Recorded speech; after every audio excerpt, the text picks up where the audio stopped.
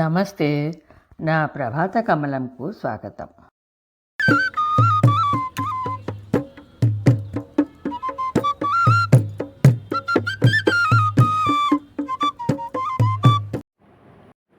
నమస్తే. మాలాకుమార్ గారి నులివెచ్చని గ్రీష్మం 4వ భాగంలో ఇంటి డెక్ను శుభ్రపరిచేందుకు వచ్చిన బిల్ అనే అతనితో అర్జున్, సుభద్రల పరిచయము, అతని గురించిన వివరాలను ఆసక్తిగా అడిగి తెలుసుకున్న వారి సంభాషణ విన్నాం కదా. ఇక 5వ భాగానికి వచ్చే ముందు 4వ భాగాన్ని ఒకసారి కిందున్న డిస్క్రిప్షన్ బాక్స్లోని లింక్ ద్వారా వినేసి 5వ భాగానికి వచ్చేసేయండి. మొదలెడదామా?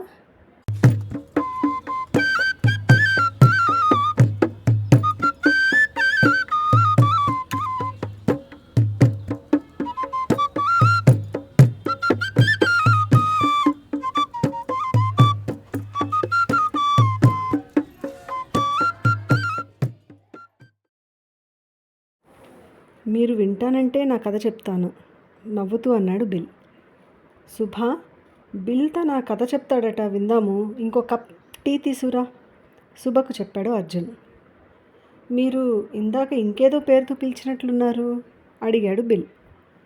ఓ అదా, తన పేరు సుభద్ర, అందరూ సుభా అని పిలుస్తారు.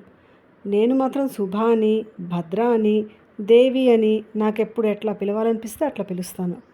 ఆ పిలుపులకు ధీటుగా అండి అని, ప్రభు అని, దేవరా అని తను పిలుస్తుంటుంది సుభద్ర, నవ్వుతూ జవాబిచ్చాడు అర్జున్. బిల్ భార్య గురించి తెలుసుకోవాలని ఆసక్తి ఉన్నా అడగాల వద్దా అని మీమాంస పడుతున్న సుభద్ర అర్జున్ మాట విని చిత్తం దేవరా అని సరదాగా అంటూ టీ తేవటానికి వెళ్ళింది. 3 టీ చేసి కప్పుల్లో పోసి ట్రేలో పెట్టి తెచ్చింది సుభద్ర. అప్పటికి బిల్ పని అయిపోయినట్లుంది. కిట్ తన సంచిలో సర్దుకుంటున్నాడు. సర్దుకుని సంచి పక్కన పెట్టి టీ తీసుకున్నాడు. అర్జున్ కూడా టీ తీసుకుని ఇక చెప్పు అన్నట్లు బిల్ వైపు చూశాడు. సుభద్ర కూడా ఆసక్తిగా బిల్ వైపు చూస్తూ తన టీతో ఇంకో కుర్చీలో కూర్చుంది. బిల్ డెక్ మెట్ల మీద తీరికగా కాళ్ళు చాపుకుని కూర్చుని చెప్పసాగాడు. మాది లోవర్ మిడిల్ క్లాస్ ఫ్యామిలీ. మా నాన్న ఒక కంపెనీలో పనిచేసేవాడు, అమ్మ గృహిణి. ఆ రోజుల్లో ఆడవాళ్ళు ఉద్యోగాలు చేసేందుకు ఇంట్లో వాళ్ళు ఇష్టపడేవారు కాదు. అందుచేత అమ్మ ఇంట్లోనే ఉండిపోయింది. నాకు 2 అక్కలు, 2 అన్నలు. పెద్దన్నయ్య ఏదో ఫ్యాక్టరీలో పనిచేసేవాడు. చిన్నన్నయ్య అప్పుడే 12th క్లాస్ పూర్తి చేశాడు. అక్కలు హై స్కూల్కి వచ్చారు. అదే సమయంలో 2వ ప్రపంచ యుద్ధం వచ్చింది. ముందు అన్నయ్యలు, ఆ తర్వాత నాన్న సైన్యంలో అమెరికన్ వాలంటీర్స్గా చేరారు. మాకు తెలిసిన మా కౌంటీలోని దాదాపు యువకులు, మధ్య వయసు వారు కూడా అమెరికన్ వాలంటీర్స్గా చేరారు. అప్పుడు అమ్మ నన్ను కడుపుతో ఉంది. ఇంట్లో ఉన్న మగవాళ్ళు 3 సైన్యంలోకి వెళ్ళారు. మాది మామూలు సంసారం కావటంతో సేవింగ్స్ ఏమీ కూడా లేవు. మేమే కాదు, ఆ కౌంటీలో ఉన్నవారు, మా బంధువులు అందరూ మామూలు సంసారులే కావటంతో ఎవరూ ఒకరికి ఒకరు సహాయపడే పరిస్థితి కూడా లేదు. దాంతో ఇప్పుడుంటున్న చిన్న ఇంటిని కూడా వదిలేసి రూరల్ ఏరియాకు మారాము. అమ్మ గర్భిణి. అక్కలు కూడా ఇంతకుముందు పనిచేసిన వాళ్ళు కాదు. మా వాళ్లే కాదు, దాదాపు మాకు తెలిసిన ఆడవారు అందరిది ఇదే పరిస్థితి. వారంతా కూడా ఏదో ఒక పని చేయాలని తలోదారిన వెళ్ళారు. ఆ పరిస్థితులలో అక్కలిద్దరూ చదువు మానేసి దుకాణాల్లో చిన్న చిన్న పనులకు చేరారు. వాళ్ళు తెచ్చిన దాంతోనే అమ్మ సంసారం గడుపుతుండేది. నేను పుట్టాక నన్ను వదిలేసి అమ్మ పనికి వెళ్ళేందుకు వీలు లేకపోయింది. అలా కష్టంగా రోజులు జరుగుతుండగా 1 సంవత్సరం తర్వాత యుద్ధం ముగిసి మా అన్నయ్యలిద్దరూ తిరిగి వచ్చారు. నాన్న యుద్ధంలో చనిపోయారు. ఎప్పటికైనా తిరిగి వస్తాడని నాన్న కోసం ఎదురు చూస్తున్న అమ్మను నాన్న మరణం కృంగదీసింది. అన్నయ్యలు ఇద్దరూ అమ్మను ఊరడించి అక్కున చేర్చుకున్నారు. సంసార బాధ్యతను తీసుకున్నారు. దొరికిన ఉద్యోగాల్లో చేరారు. ముఖ్యంగా మా పెద్దన్నయ్య చాలా బాధ్యతగా ఉన్నాడు. చిన్నగా సంసారం ఒక గాడిన పడింది. అక్కలిద్దరికీ పెళ్లి చేశాడు. అన్నయ్యలిద్దరికీ కూడా పెళ్ళిళ్ళయ్యాయి. పెళ్ళిళ్ళ తర్వాత చిన్నన్నయ్య, అక్కలు వేరుగా వెళ్ళిపోయారు. నేను, అమ్మ పెద్దన్నయ్యకు దగ్గరలోనే ఇంకో ఇంట్లోకి మారాము. నన్ను స్కూల్లో చేర్చాడు మా అన్నయ్య. నేను చిన్నవాడిని కావటం వలన నన్ను చాలా గారాబంగా చూసుకునేది అమ్మ. దాంతో చదువులో అంత ఆసక్తి లేకుండా ఏదో చదివేస్తూ ఆటలతో కాలం ఎక్కువగా గడుపుతుండేవాడిని. నాకు మిడిల్ క్లాస్లో మేరీతో పరిచయం అయింది.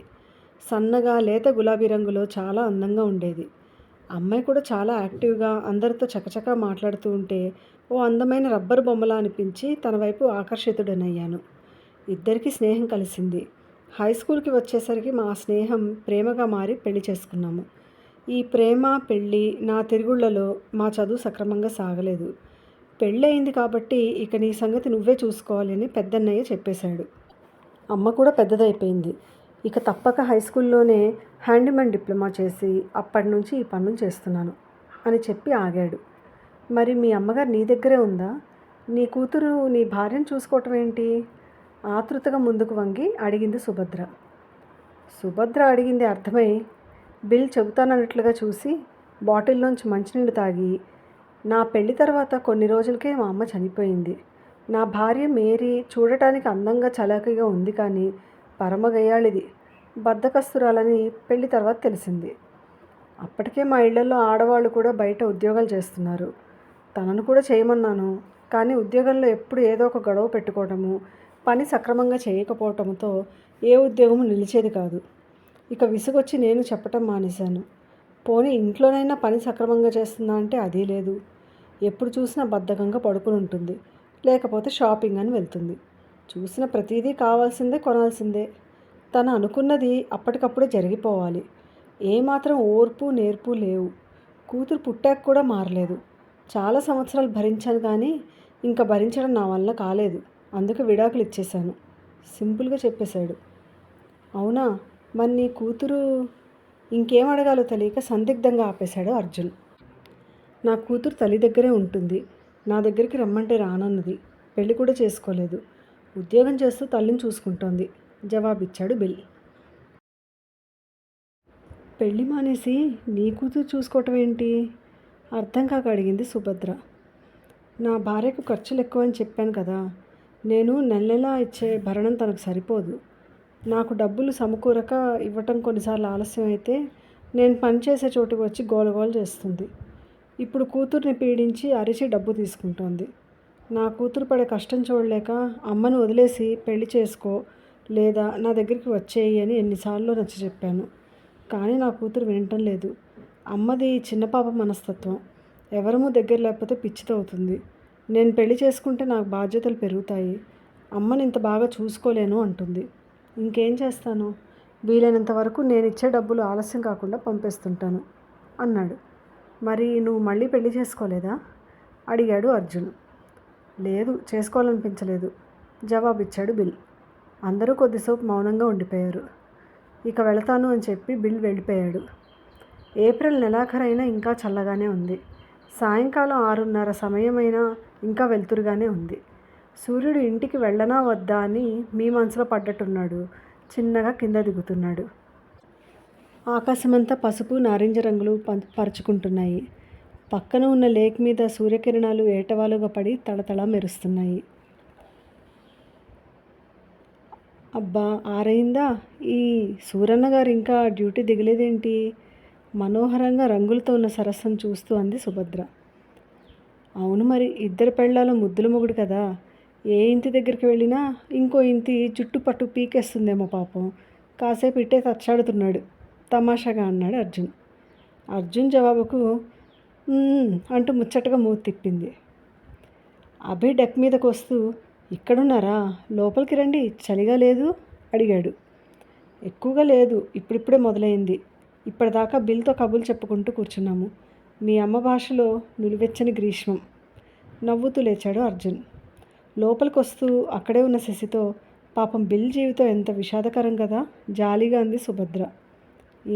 ఏమైంది? ఆశ్చర్యంగా అడిగింది శశి. భార్య గయ్యాళిదట కదా, వేగలేక విడాకులు ఇచ్చాడట. మళ్ళీ పెళ్లి చేసుకోలేదట. సంపాదించుకున్న ఇల్లు కూడా కోర్టు వాళ్ళు ఆమెకే ఇప్పించేశారట. భరణం కూడా ఇస్తున్నాడట అంది సుభద్ర. మేరీ గయ్యాళిదేమీ కాదు, కాస్త గట్టిది. తనని ఉద్యోగం చేయనీయలేదు. వాళ్ళ నాన్న అన్నయ్యలాగా తను కూడా భార్యను ఇంట్లోనే పడి ఉండమంటే ఎట్లాగా? తనకేం, హాయిగా ఇంట్లోనే ఉండి తోచక షాపింగ్లు అలవాటు చేసుకుంది. కూతుర్ని కూడా ఉద్యోగం చేయవద్దు, ఇంట్లో ఉండమన్నాడు. ఈ కాలంలో అట్లా ఎవరుంటున్నారంటే? బిల్ ప్రవర్తనతో విసుగెత్తిపోయారు ఇద్దరు. విడాకులు తీసుకుంది. తన ఇన్ని సంవత్సరాలు ఉద్యోగం చేయలేదు, ఏం సంపాదించలేదు. అందుకని కోర్టు వారు మేరీకి ఇల్లు భరణం ఇప్పించారు. ఆ డబ్బులు ఏ నెల సరిగ్గా ఇవ్వడు. మరి ఏం చేస్తుంది వచ్చి గొడవ పెట్టుకోక? కూతురేమో ఈ గొడవలని చూసి నాకు పెళ్ళొద్దు ఏమీ వద్దని అమ్మ దగ్గరే ఉంది అని చెప్పింది శశి. హారిని, ఇదా కదా, ఎంత బాగా చెప్పాడు. అయినా శశి, అమెరికాలో ఆడవాళ్ళు ఇంట్లోనే ఉండిపోవటం ఏంటి? వాళ్ళ అమ్మను కూడా ఇంట్లోనే ఉంచేశాడట వాళ్ళ నాన్న. వాళ్ళు చాలా స్వతంత్రంగా ఉంటారు కదా, కుతూహలంగా అడిగింది. కథ అంటే ఒకసారి పడక విడిపోయాక ఎవరి వర్షన్ వాళ్ళకు ఉంటుంది కదా అంటే అతను అలా అనుకుంటున్నాడు. ఇంకా రెండవ ప్రపంచ యుద్ధంకి ముందు మన దగ్గర మన పెద్దవాళ్ళలాగానే ఆడవాళ్ళు ఇంట్లోనే ఉండేవారు. అప్పట్లో అక్కడక్కడ కొంతమంది మాత్రమే ఉద్యోగాలు చేసేవారు. ఆ తర్వాత చిన్నగా ఇట్లా పరిస్థితి మారింది. ఇక రండి డిన్నర్ చేద్దాం అంది శశి. హాయ్ తాత బామ్మ అంటూ ఆరాధ్య వెనుక కొద్దిగా బొద్దుగా తెల్లగా ఉన్న ఒక అమ్మాయి వచ్చారు. ఆ అమ్మాయిని చూపిస్తూ నా ఫ్రెండ్ కారా అని పరిచయం చేసింది ఆరాధ్య. హాయ్ తా, హాయ్ మా, ముద్దుగా అంది కారా. ఆ అమ్మాయి ఏమంటోంది అడిగింది సుభద్ర. హాయ్ తాత, హాయ్ బామ్మ అంటోంది. నేను దానికి తెలుగు నేర్పిస్తున్నాను. మీరు వచ్చారని చెప్తే మిమ్మల్ని చూడటానికి వచ్చింది. మిమ్మల్ని ఏమని పిలవాలి అని అడిగితే బామ్మ తాత అని చెప్పాను. దానికి అనటం సరిగ్గా రాక అట్లా అన్నది చెప్పింది ఆరాధ్య. గుడ్ గుడ్, వెరీ గుడ్ అంటూ వాళ్ళిద్దరినీ దగ్గర తీసుకున్నాడు అర్జున్.